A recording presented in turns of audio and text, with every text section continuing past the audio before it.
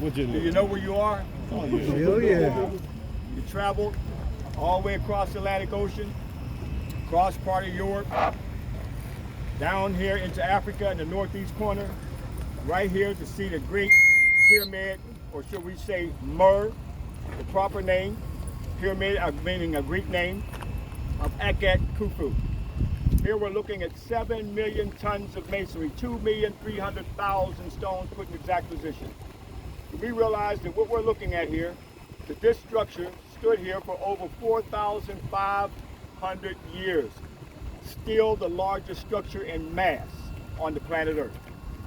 That means you can put the Westminster Abbey, the St. Peter's Cathedral, the Notre Dame, all these places that we've been taught in the Western world to deify, you can put them comfortably down inside this pyramid of Akhet Khufu.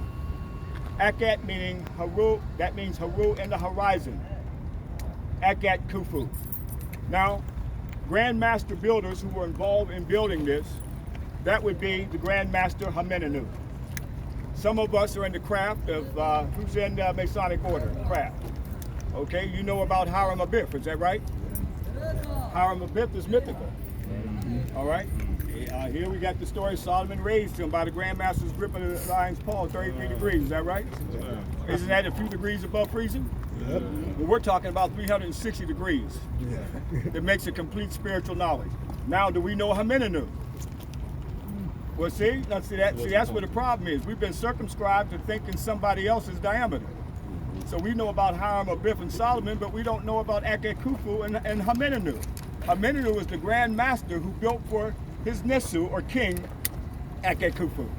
Now, what I want to point out here is that when you look at all these stones here, and even though it's rugged on the outside, it was not the original look of the Mer, or the pyramid when it was built.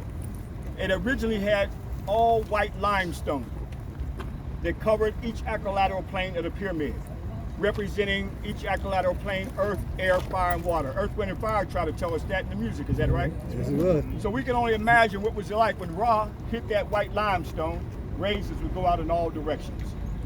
But right in the center, do you see a little symbol? It looks like this. That is a symbol for the Akhet. That means Haru and the horizon, Ra and the horizon.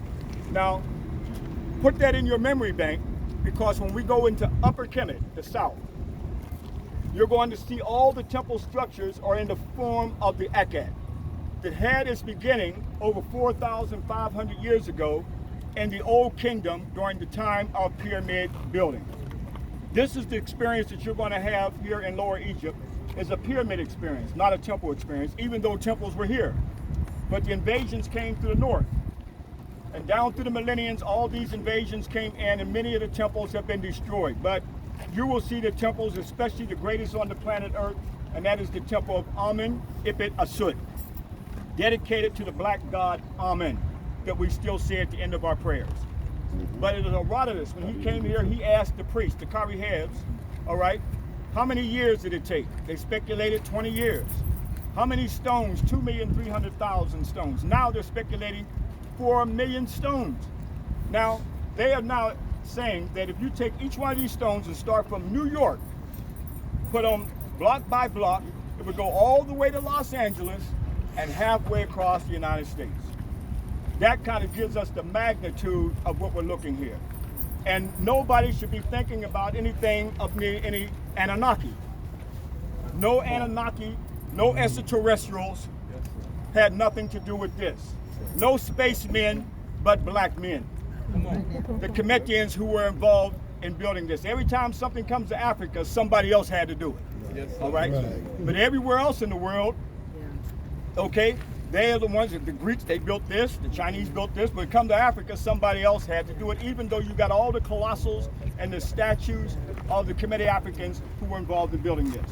So you're standing also right in the center of the earth. That means they knew the science of geodesics, building the pyramid right in the center of the earth.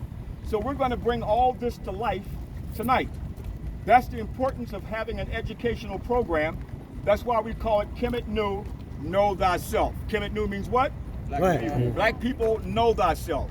All right? So we will unlock an ancestral genetic memory bank that's still lying within us. And some of us, it may be dormant, but this is what coming here on this pilgrimage, that will evoke and activate that genius that's in all of us. And someone told me back in 1981, Kwesi, you will spend the rest of your life coming to Kemet. You'll spend the rest of your life taking hundreds of brothers and sisters back to Africa. 14 years with the Grand Master Teacher, Dr. Ben. I would not have believed it. But I had to open up an ancestral genetic memory bank that was lying dormant in me that I did not know was there. Okay? So what we see is going on here is that you equally have that genius and the power of coming back here. And the objective is to open up that genius and to go through a kapara. If nothing else, to start to pass it down to future generations, so we start coming here. Most of us, where's our people go? To France, to Spain, to England, and all these other Greece. There's nothing wrong with going to these places. I've been all over Europe. I've only gone there to see what they stole from here. So when you come here, you can understand and see what they have stolen. You can go to the Vatican and see the Tekenu that they stole that you want to see when you get in Upper Egypt. They got about 13 in Rome. They got one in England.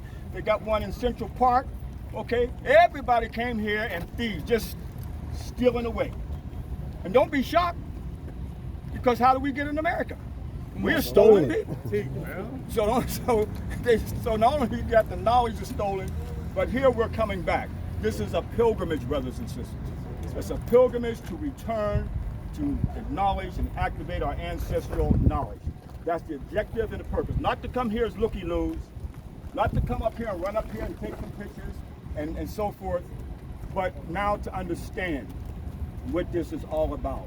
This structure here, 481 feet, originally had a capstone, and you see the rod at the top. Massive. So let's let Abdul fill in some more details, and I think the power in is walking through the Giza Plateau. Now, those of you who want to go up inside the pyramid, you can come back. Your ticket will come back. So I don't like to go up inside it because everybody can't endure that. See, if I go up, everybody want to go up. And everybody can't go up inside of 155 feet. Okay? So I've been in the pyramid, so if you want to come back later, your ticket will still allow you, correct, Abdul? Correct? You can still use that today. You can't do it tomorrow. You can come back and you can go up, but don't feel like you're going to be left out of a pyramid experience. We're going inside of Teddy's pyramid tomorrow.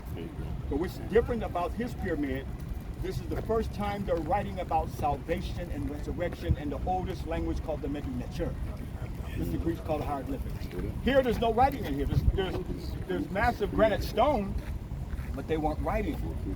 But in the 5th and 6th dynasty, here we see the prototype of salvation. That which we see in all the religions is coming from here. That's what we're going to see tomorrow. So don't feel like you're going to be left out of a pyramid experience. And then you may want to go inside of his father's pyramid. Okay, that is Seneferu. Okay, who built the first true equilateral pyramid that enabled his son, Khufu, to continue it. But tomorrow you're going to go to the first stone building that started the pyramid structure known as the step pyramid built by Imhotep. So these are some of the details, but so Abdul walk a little bit, and then the power of the filling of these structures is walking through the Giza Plateau. So when we're done here, we're going to walk around, and so you can feel the power of the structures here.